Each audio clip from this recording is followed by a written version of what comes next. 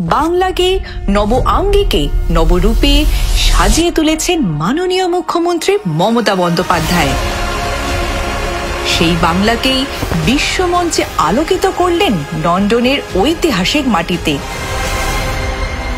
সেখানে আয়োজিত বিভিন্ন শিল্প বৈঠকে বাণিজ্যের মানদণ্ড নিয়ে পশ্চিমবঙ্গের শিল্পবান্ধব পরিবেশকে তুলে ধরলেন তিনি। So I'm happy that it is our proud privilege that Manchester City Football Club, they have signed this. পাশাপাশি অক্সফোর্ড বিশ্ববিদ্যালয়ের তিলক কলেজের ঐতিহাসিক অনুষ্ঠানে সামাজিক উন্নয়ন, বালিকা, শিশু ও নারী ক্ষমতায়ন নিয়ে বক্তব্য রাখেন বাংলার মুখ্যমন্ত্রী। নিজের জীবনের লড়াই থেকে নারী ক্ষমতায়নের রাজ্য সরকারের জনমুখী প্রকল্পগুলির কথা উল্লেখ করেন তিনি।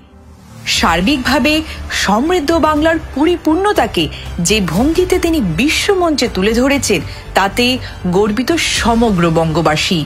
সেই ঐতিহাসিক মুহূর্তে উপস্থিত প্রত্যেক ব্যক্তির মননে তখন একটাই কথা, এটাই দিদির তৈরি নববাংলা, বিশ্ব বাংলা।